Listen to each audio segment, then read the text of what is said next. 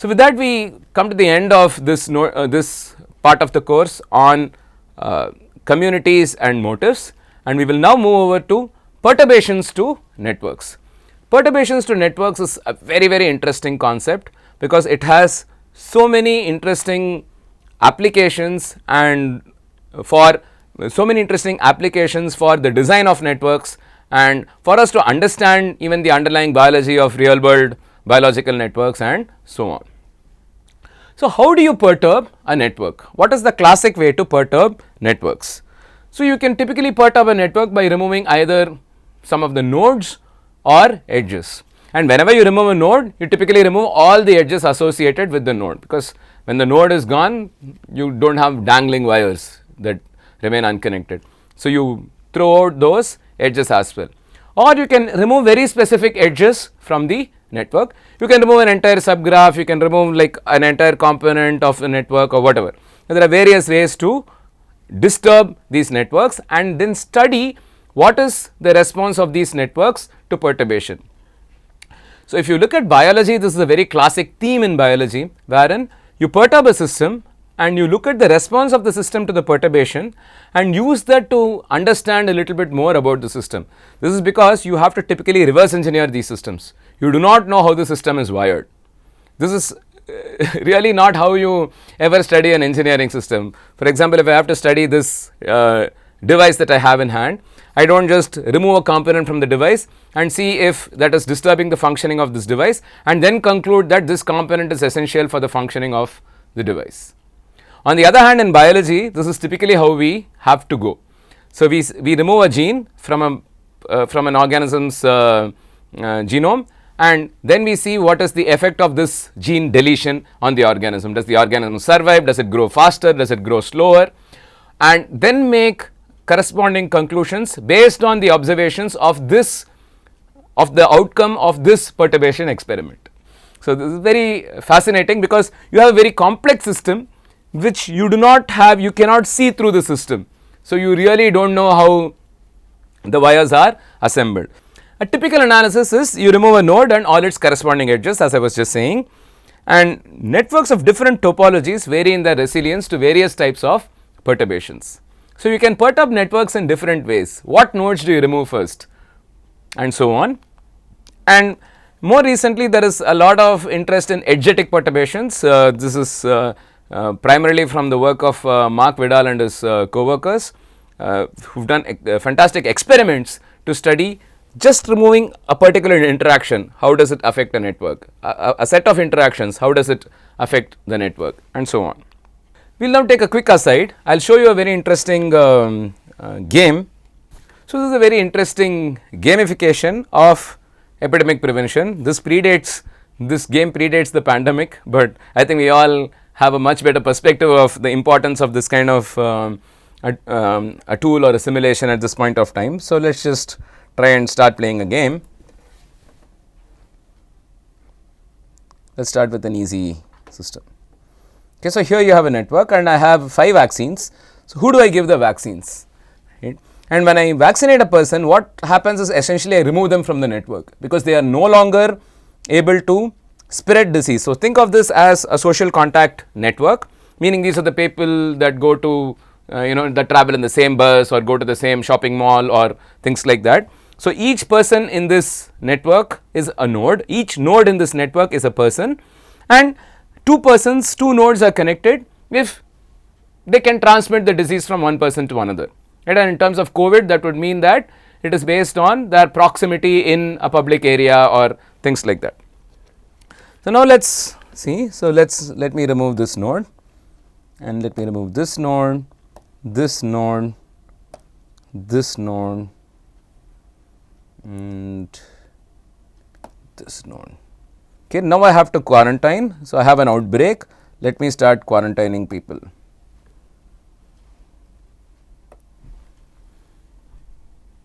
Okay, and now the outbreak has run its course and it computes that I have been able to save 92% of the people from infection. This is because I picked certain nodes which were highly connected. Let us try again, and I still have the same 5 vaccines, but now let me try to vaccinate seemingly unimportant people.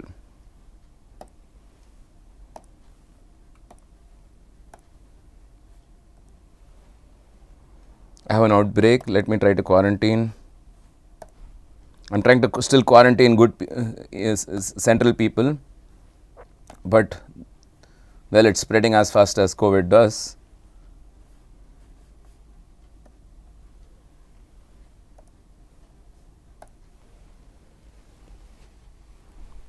And now what happened is that only 40% of the people were protected from infection, as much as 60% of the people were infected.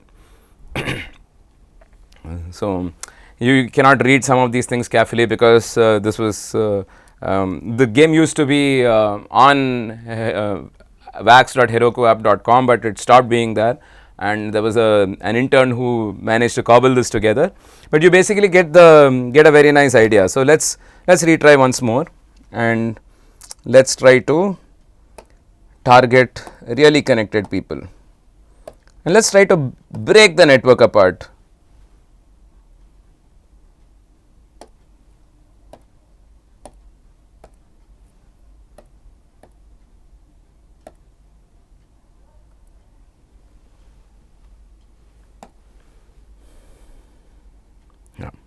Still not as good as what we did the first time, but you get the idea for this kind of analysis, right. So, you need to pick highly connected nodes and try to work with them, and you can see that nodes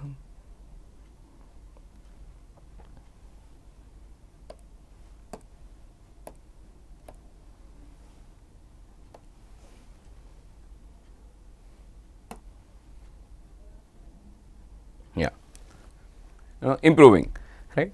So, and you can have more complex networks, where the networks are really dense, and you have too many infections that are possible from any given node.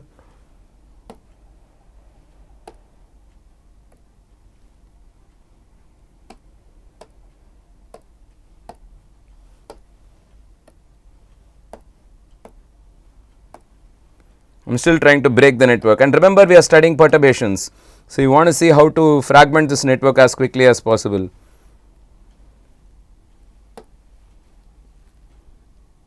Yeah, just managed to save 50% of the people from getting infected.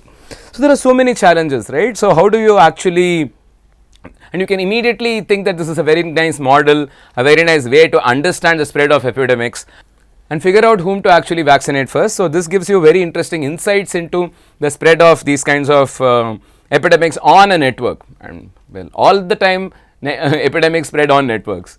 You can simplify them. There are other models, for example, there are these SIR models for predicting what is the rate at which a disease spreads and things like that, but they all assume a well mixed population kind of thing, whereas in reality you have a very specific social contact network on which diseases spread, and how do you account for these. So, we will look at very strong examples corresponding to these a little later on in the course, but this was just one nice demonstration to highlight the fact that you need to study these networks and the vulnerability of these networks to actually make actionable decisions. Right. Make actionable predictions and and decisions that will help, for example, curtailing the flow, curtailing the spread of an epidemic, and so on. So, going back, there are various ways to perturb a network, and in fact, there is one very nice study that was published by Home and his Peter Home and his co-workers. Peter Home and his co-workers came up with multiple strategies to disintegrate a network, very similar to what I was trying with the epidemic network, trying to look at large size nodes with high degree to break it down, and they looked at two strategies: degree and betweenness centrality, based on initial values of degrees or recalculated values of degrees and betweenness centrality. What does this mean? This means that I take a network and look at the initial degree of the network and pick the node with highest degree and knock it off.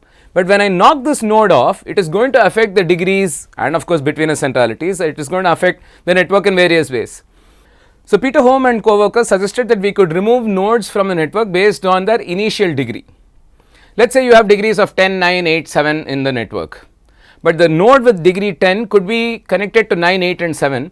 So, when you remove 10 from the network, 9, 8 and 7 will also change immediately, right. So, and when you remove 9 from the network, it will also change the rest of the degrees. So, you may have to recalculate degrees, and we saw that here, right.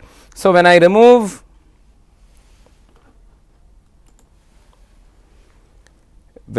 this node, it affects the degree of all the other nodes. So, this has 1, 2, 3, 4, 5, 6 connections, and when I remove it, the degree of all these nodes changes, and so also when I remove the degree of this node and so on. So, the idea that Peter Holm and co-workers proposed was that you can remove these nodes from the network based on the initial degree, or based on when I remove this, I still recalculate degree and between a centrality and come up with a new strategy. Okay.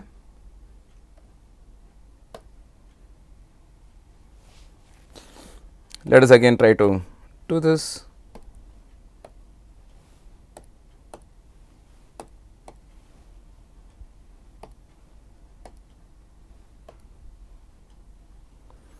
So, I have disintegrated the network by removing a lot of nodes.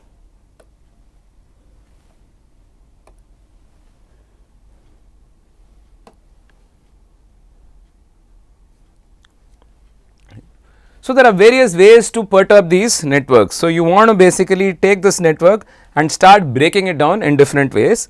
So, the strategies suggested here were initial degree, initial between centrality, meaning you compute the between centrality for all the nodes in this network at the get go and rank it by that order. Let us say this is the first, second, third, fourth, fifth, sixth, something like that. You just go in that order.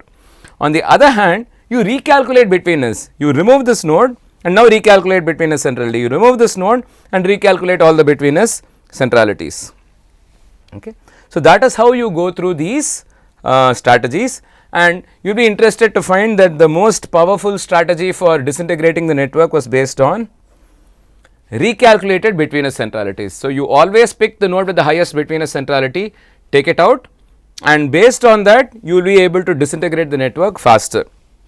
So, this is something I would encourage you to try on this kind of a network. Can you pick these nodes? This is available on GitHub, I presume, and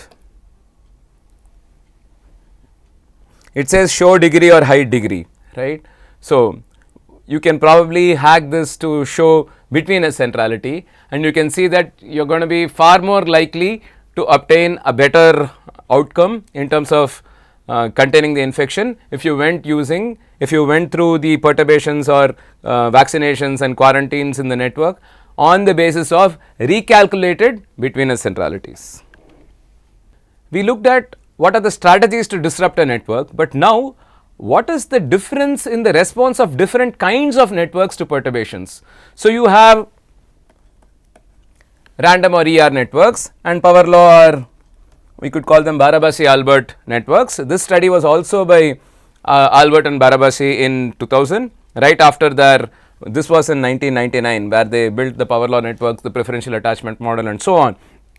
So, what is the resilience of different kinds of networks to perturbations? Okay.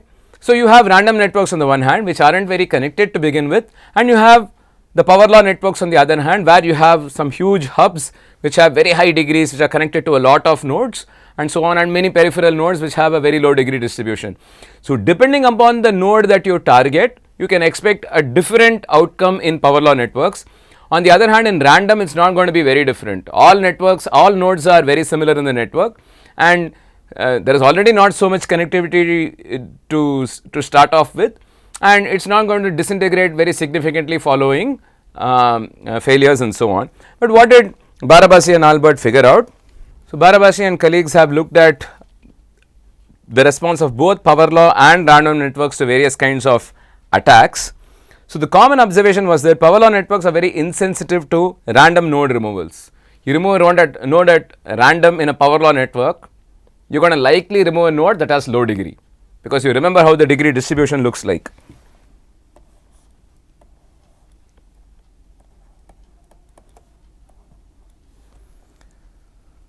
Most probably you are going to capture a node that lies here, right, because this probability is very high.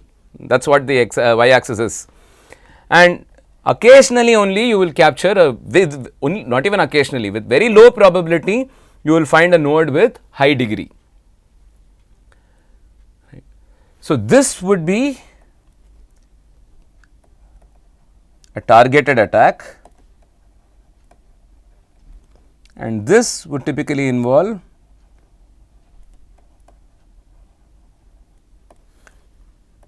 random failure. And how do you study the response of these networks to attacks? Barabasi and Albert looked at a few different kinds of metrics. They looked at what happens to characteristic path length, diameter and so on. So, for example, they saw that the power law networks are highly robust in the face of random node failures, and the characteristic path length was basically unaffected. Why? Because most of these networks in these most of the vertices in these networks have low degree, which is here. The degree is low, the probability is high of encountering these nodes, and they lie on very few paths in the network. So, removing them does not really affect your characteristic path length adversely. On the other hand, if you target the hubs, if you take out the hubs, you will see the network rapidly disintegrates and rapidly becomes very disconnected. And they found that this L, the characteristic path length, was found to increase very sharply with even a small fraction of hubs removed, and only a small fraction of hubs needed to be knocked out of the network before basically completely disabling communication in the network. And this has very many practical implications, right. So, this is how, for example, terrorists might target infrastructure networks like a power distribution network or an airline network and so on.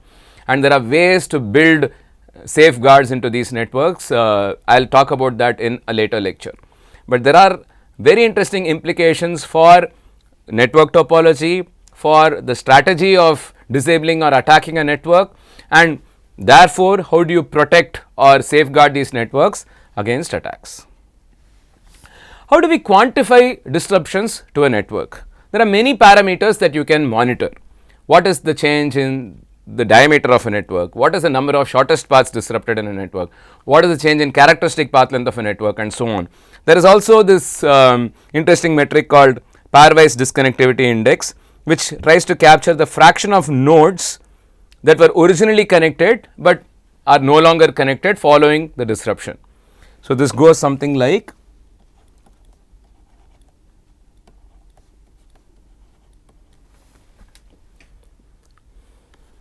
so, this is the number of, when you remove V from the network, what are the number of shortest paths in the network, and this is the number of original shortest paths in the network. What were the original connectivities in the network.